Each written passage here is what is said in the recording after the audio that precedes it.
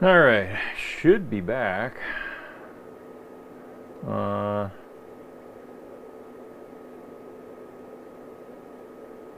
0 viewers watching. Which channel is this? Is this the other channel? What happened here?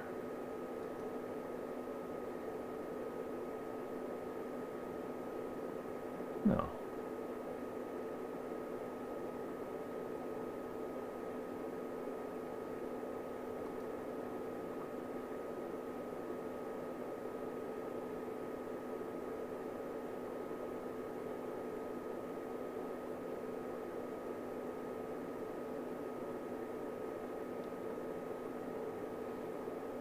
YouTube.com C Zero Labs live. Yeah.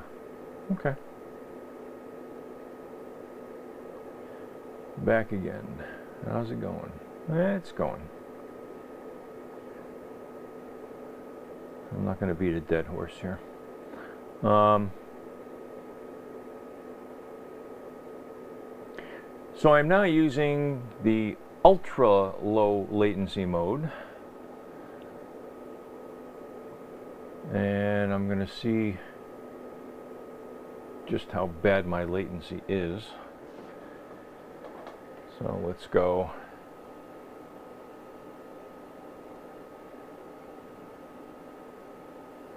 (1001), 1002, 1003, 1004. Okay. Looks like about 4 seconds latency. That's, yeah. I guess that's about as good as it can get. And it still tells me my stream health is marginal.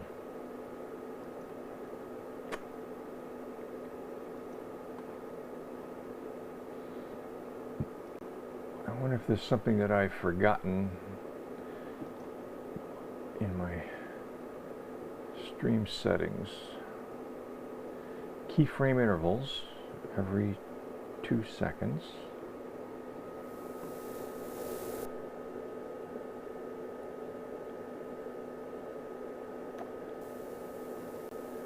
I wonder if there's some information on what YouTube wants to see for keyframes.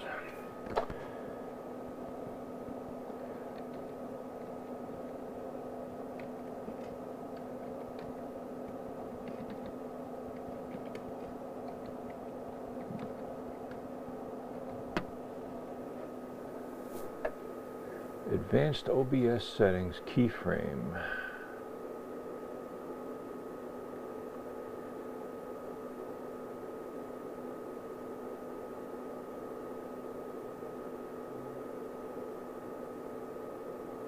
Yeah.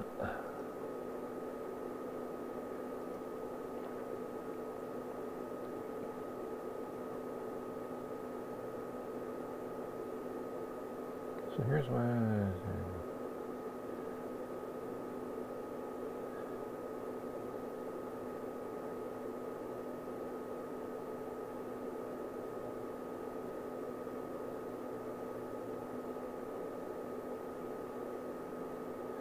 After setting it to 2, restart the stream. This helped me a lot in the OBS output advanced. I set keyframe interval to 2, and the stream quality got green all the time. Keeping the default value 0, the stream quality behavior is as described in the post above. It starts green and then goes red. Simple output mode with YouTube. Selected as your streaming service will also put keyframe interval of 2. Oh. By default. Okay. Well, that's what I'm using and YouTube still doesn't like it. I don't know. Hello from Quebec. Nice. And welcome back to you too, Skeptic. Any update on your rocket stove?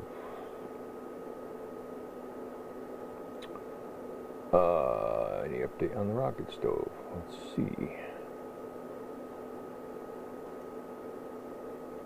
I have not rebuilt it yet for the season. I do need to replace all of the bricks in the lower section, and I need to re-glue or somehow notch out the edges of my riser stack and reassemble that as well. All of the fire brick adhesive has crumbled and fallen away.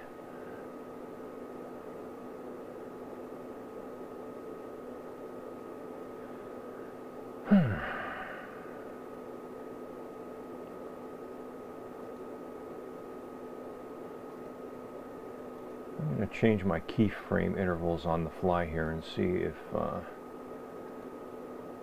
stream health improves at all. No. How about every second? Let's go to 1.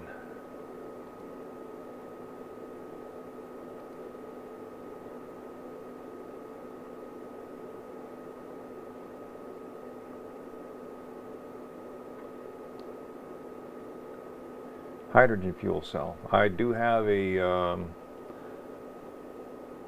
rebuild on my list of things to do, using plates that were specially sandblasted for me by Larry Newell, HHOPWR,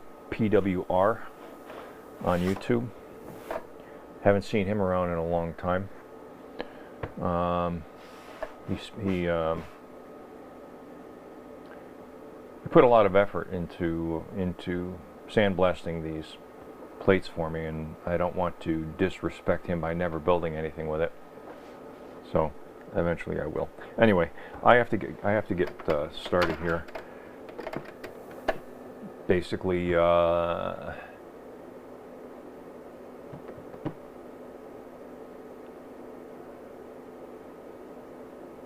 Vitor.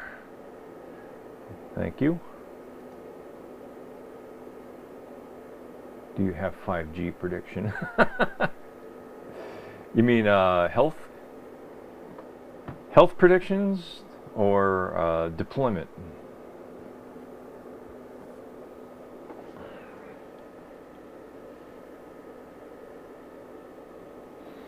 Hey, Alan.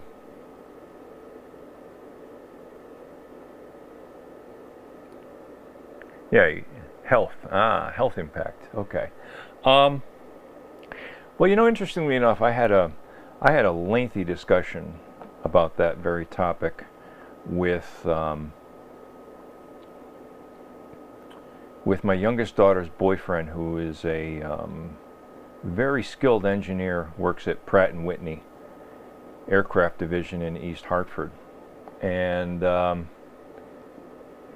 he said that.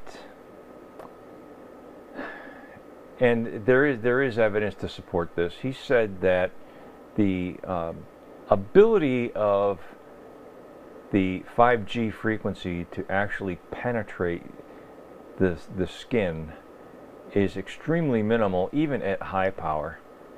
And at low power is certainly probably a very little health concern in my estimation. But time will tell, you know, because you've also got these 5G devices that people are going to be using right next to their heads. So, yeah, I don't know. Depends on the power level that they limit it to on the phones themselves as well. We'll see what's going on. Please, I'm an P.S. I'm an ex-submariner radio man. So you're familiar with VLF communications.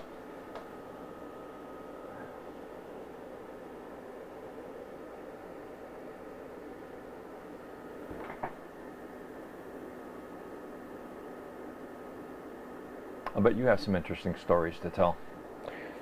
Uh-oh.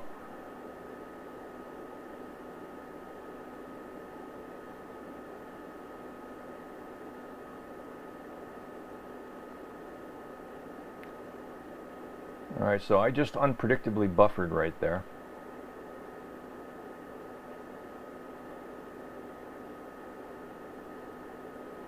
And my latency suddenly went up. What's new? 85 through 91. Cool. What's new? Mom died. That's new.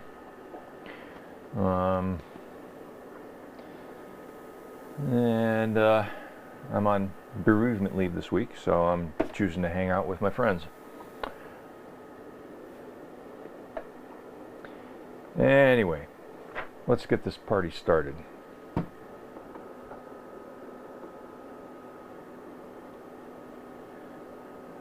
Actually, it was Monday morning at 12:51 a.m. Eastern. And of course, she's in Canada. I could not be there. And still cannot be there. All right. Here we go. Let's see if this works.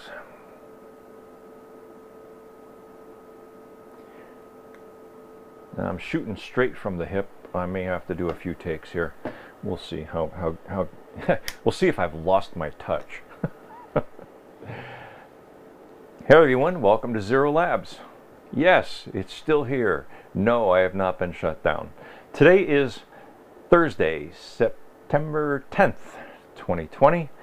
I'm Mark Brash, your host, and today I would like to talk about basic electronic troubleshooting, and more specifically, we're going to be troubleshooting a Pioneer receiver that I picked up on eBay for 20 bucks. Sorry, not on eBay, on Craigslist for 20 bucks. It is the VSX-D710S Pioneer receiver. I think that's a good intro. I'll take that one.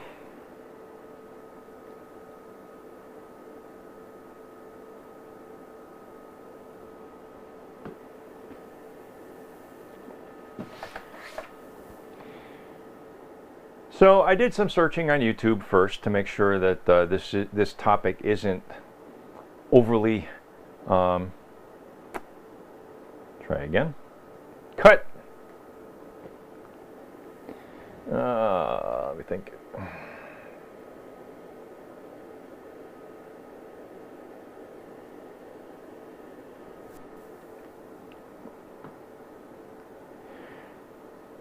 So of course I first did a little bit of research on Google and on YouTube to make sure that this topic hasn't been beaten to death already.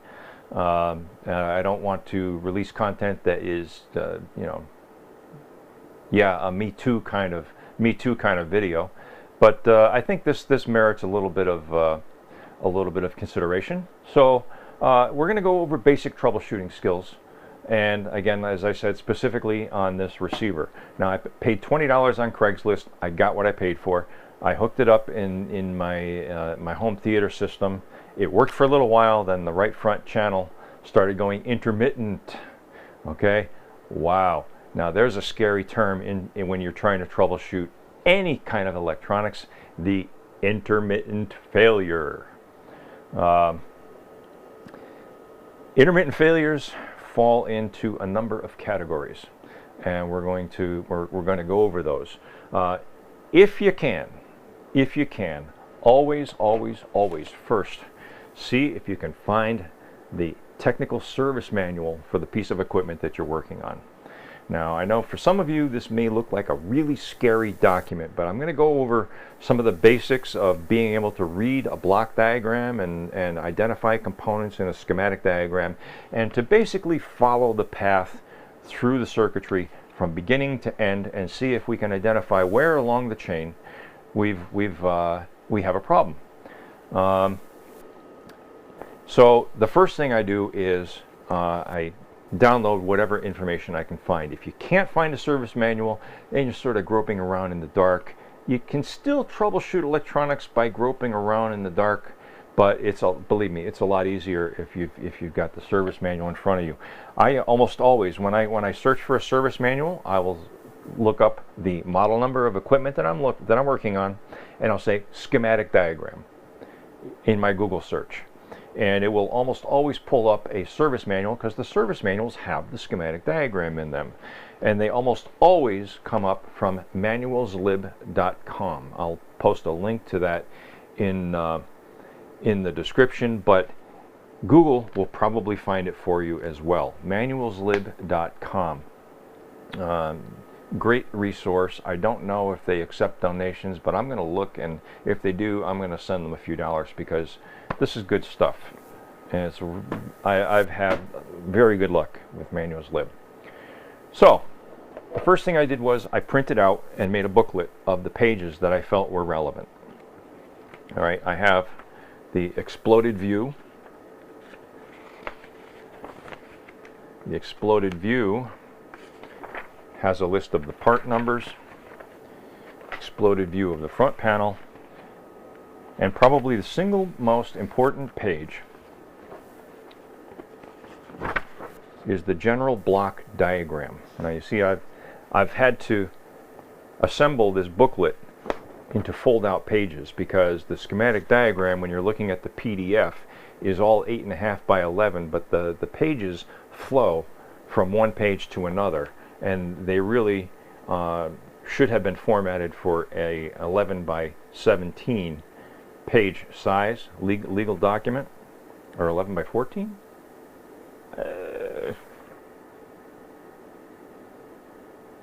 No, 11 by 17, yeah. But anyway, Pioneer did a really nice job in formatting their schematic diagrams, even though they're on separate 8.5 by 11 sheets, because right down the middle they left a lot of space where all of the lines cross from one page to the next, so that you can easily take a pair of scissors on your kitchen table, cut the pages to line up, and tape them together so that you can create this little fold out. Really handy to have. I like to make it into a booklet because it's nice to have. This is the basic connector assembly diagram. It shows how all of the boards inside the receiver interconnect. And then we get into the schematic diagram. All right, I printed out the pages that I believe are relevant. So let's talk about how I went about troubleshooting, at least to the stage that I'm at right now. Okay, number one, does it turn on? Sorry to sound like a Dell tech support technician, but yeah, it turns on. Okay, everything operates. The FM tuner operates. I can select all of my inputs.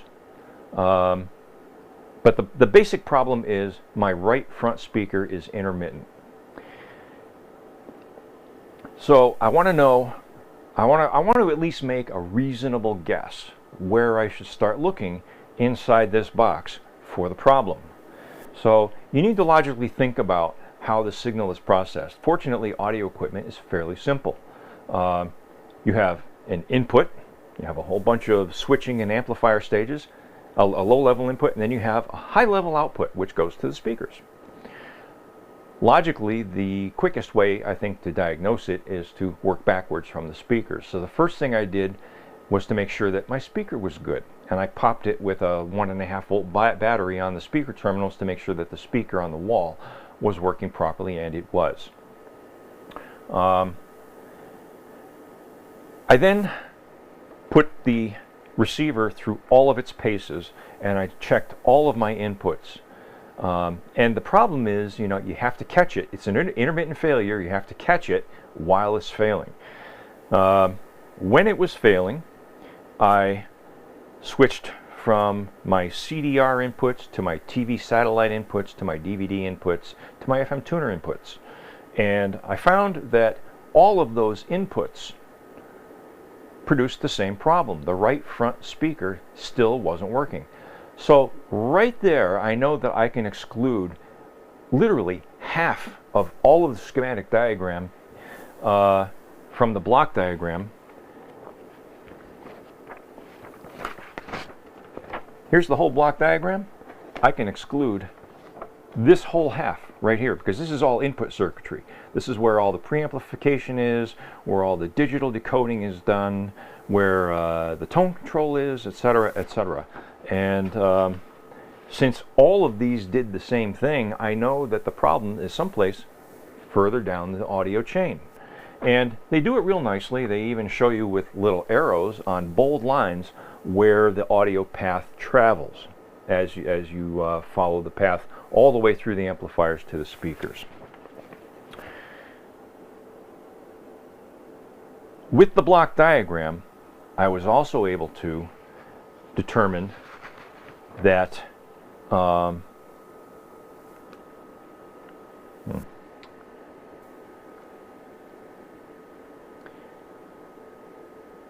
need to think about this for a second.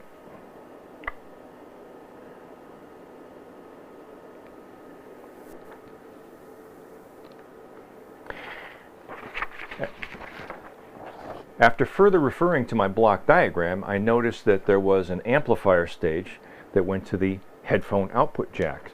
And that little amplifier stage, if you follow the signal path, was after the preamplifier for the right front speakers. Okay, so there are 3 preamplifiers in this schema, in this block diagram. You have the front left and right preamplifier, you have the surround sound left and right preamplifier, and you have the center channel preamplifier. The headphone amplifier is connected to the output of the headphone amplifier is connected to the output of the front, right, and left preamplifier. So the next step in my diagnosis was to plug the headphones in. And guess what? The right earpiece was working. That tells me I can also eliminate all of the preamplifier circuitry as being part of the problem. The only thing left is this interconnect board that senses audio lines and does some muting and some things like that, and then it passes the audio to the main amplifier board. So this is where I'm going to be concentrating my search right now, is the main amplifier board. Because this problem is intermittent and seems to be thermally related, it screams of a bad connection. All right. Electronic components sometimes will go intermittent and sometimes fail and not fail, but it doesn't happen very often. Usually a solid state electronic component will fail and fail catastrophically. Sometimes they explode. Other times they just go short circuit, and you have to go around with a digital multimeter inside to find which component has actually short circuited. But because this is an intermittent failure, I'm guessing some sort of thermally related connection problem. The interconnect board from the preamplifier stage to the main amplifier sits into the amplifier board with an edge connector. All right. It could be as simple as just taking that board out and shoving it back in and remaking the connection, because the contacts might have gotten dirty. Or perhaps this unit was dropped at some point and the interconnect board came dislodged or partially angled inside the case. The one thing I definitely do not want to do is I do not want to physically disturb anything inside the case as I'm disassembling it, so that I might inadvertently cause it to start working again and be unable to find the source of the problem. So if it is a electronic component, if I can't find a bad connection, then a way to trace a bad component that turns off or goes bad when it's hot is to actually spray cool air on individual components with a small can of compressed air that is Freon based, so that the air that comes out is cool, and you can go around component by component and see if you can get it to start working again that way. Bad connections fall into 3 categories. Like I said, the edge connector is a prime suspect. The terminal connectors from the interconnect cables, they're ribbon cables that interconnect the boards, those could be bad, or it could be a bad solder joint. Inside the ribbon cables, it could be the contacts to the board, and it can also be the way that the ribbon cable is pressed into the back side of the connector. I've seen those fail as well. They also fail on computers that way. Sometimes all you have to do is recompress the back of the connector onto the ribbon cable to remake that contact of the ribbon cable wire. Other times you have to cut the ribbon cable and put fresh wire into the grooves of the terminals on the back of the ribbon cable connector. So, with all of that said, let's start and see if I can actually start jiggling things around and get the right front speaker to start working.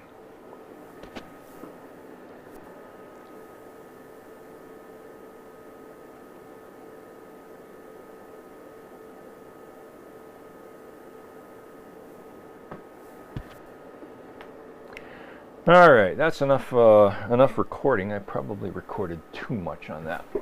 I'm gonna have to do some editing on that for sure. How long was that?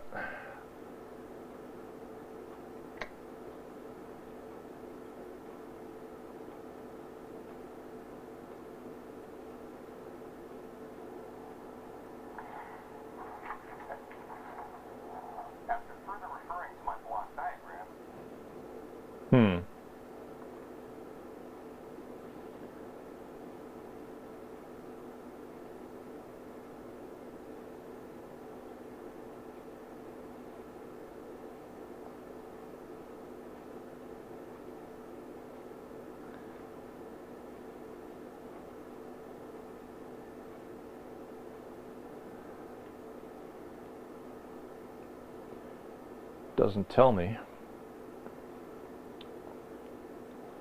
how long the video clip was I just recorded. Huh.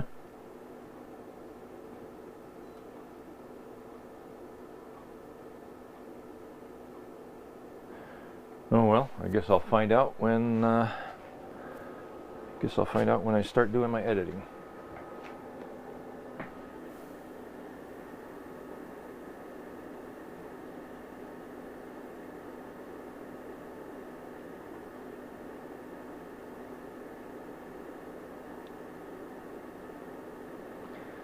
Has everyone given up on the hydrogen generator? Pretty much. You can generate hydrogen with solar energy. There's efficiency losses, but you know, you can still use it. It's just not a good way, I think, to extract 0 point. Maury King would disagree with me, but he has yet to find anybody to prove his theory. My first civil job was building Star TV uplink. I'm behind you. Can't see what you're showing. Facing the wrong way. Yeah. That's because I'm recording a video for YouTube. Sorry, guys.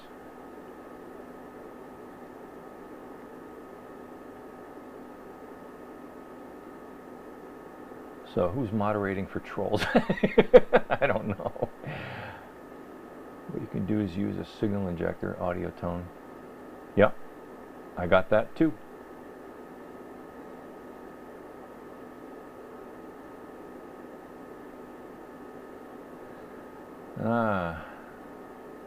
Corbett playing while he was down. Missed much, huh? Excuse me for gibbering. Are you?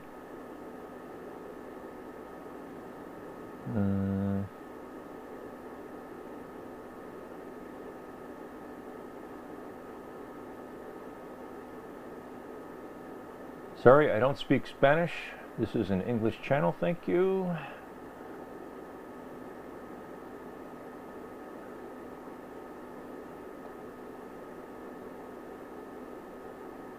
In computer, a few will crease the ribbon cables, then they go bad 7 years later when some need to move the cable around. Yep.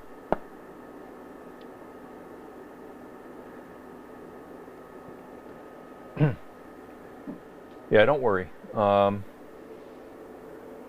What? I thought you were done with YouTube Live. Too many people were complaining about the Twitch feed. being having a high latency, so I decided to give this a try again. What the hell?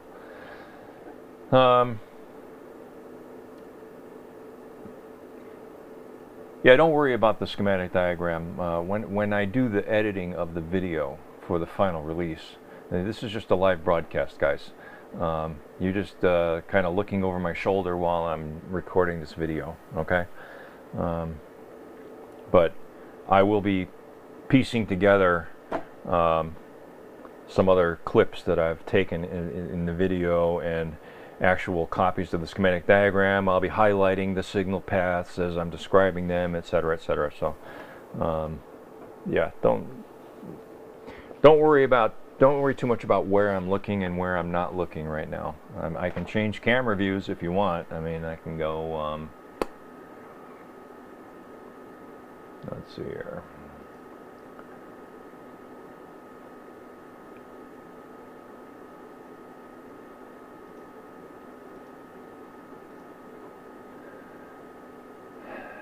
And it still says my stream health is only just okay, not great. What does it want? Does it want more bandwidth? Does it want me to shove more down the pipe? I don't know.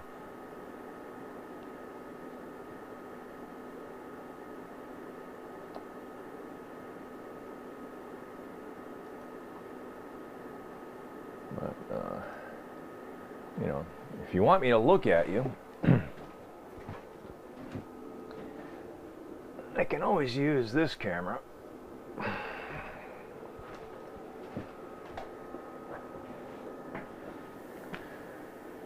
Right? There's the camera over the door, but my video camera is over here. And this is the one I'm talking to when I'm recording for YouTube. So that's how it goes, guys. You know?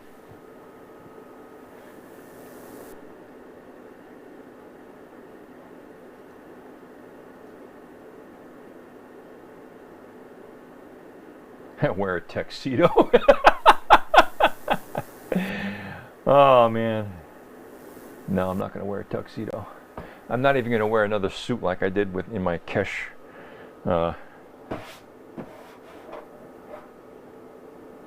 parody video. I ended up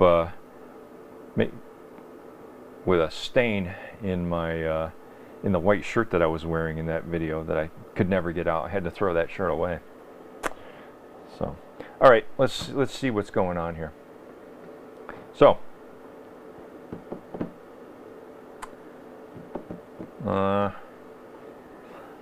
probably want to move.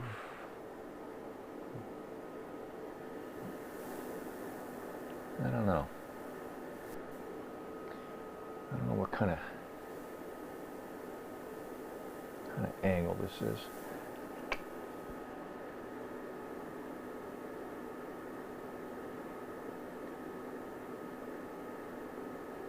Cut this video into parts, get the video count up. Maybe.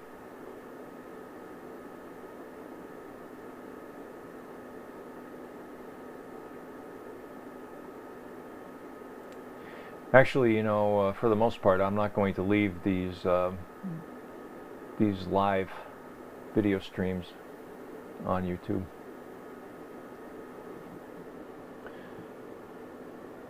I only want to put up edited content.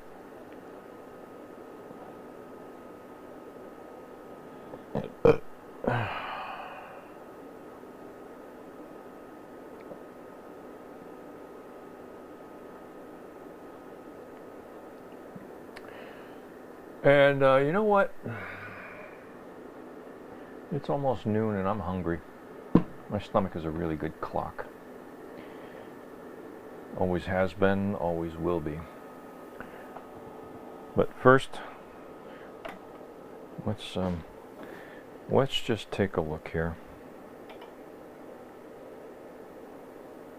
Turn the volume down.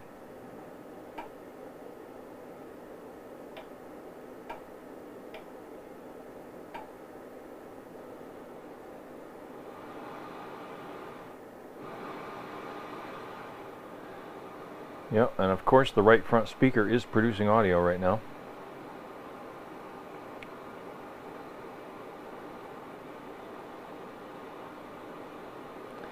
Normally people would be happy about that.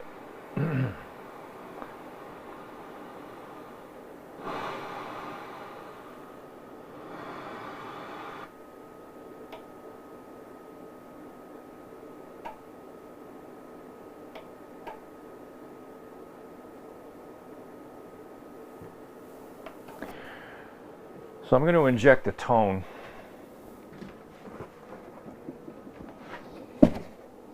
into the inputs just to make sure that I'm not losing my mind.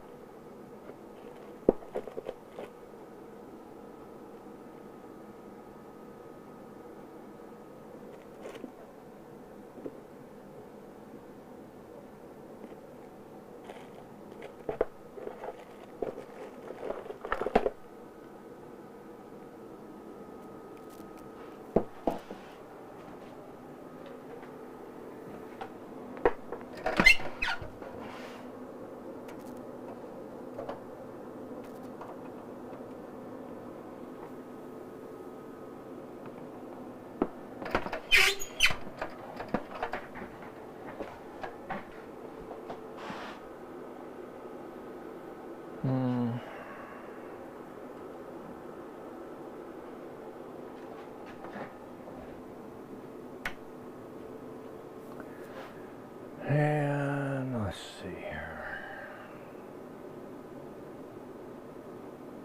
What range am I on? Way too high.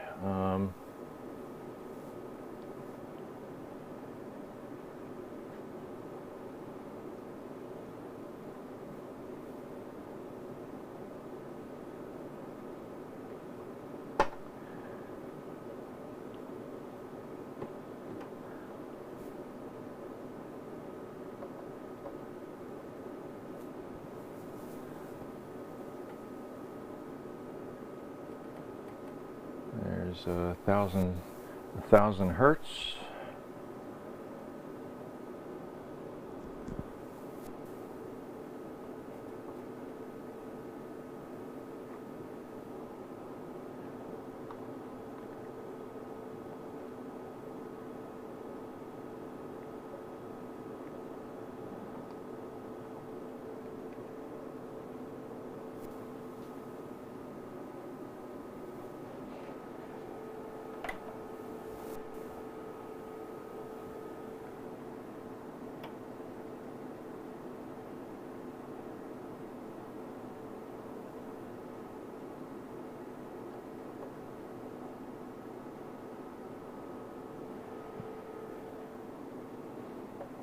Might help if I select the right input.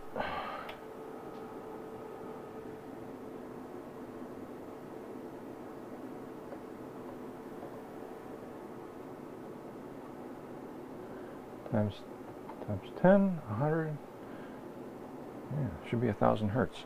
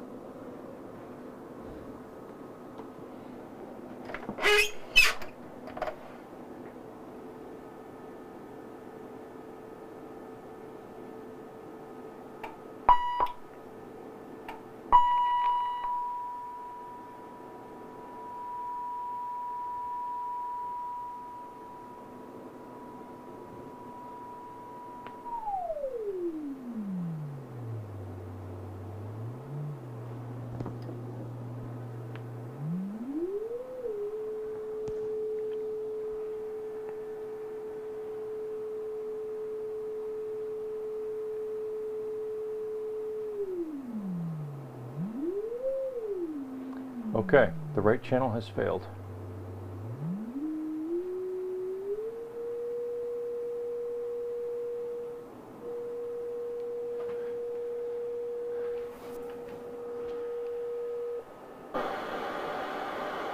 Indeed, the right channel has failed. Excellent.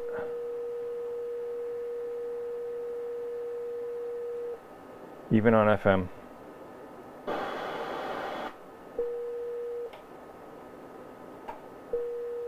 So I have a place to start.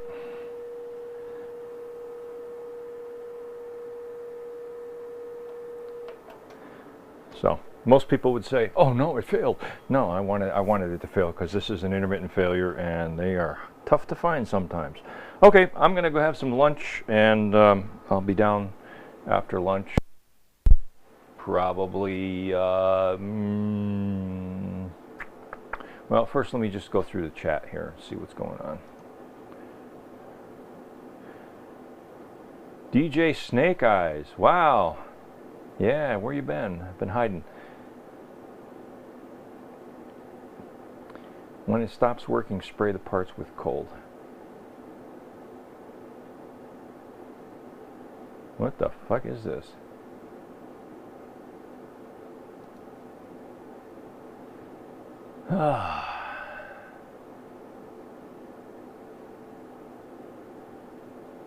Well, if you need to ask the question,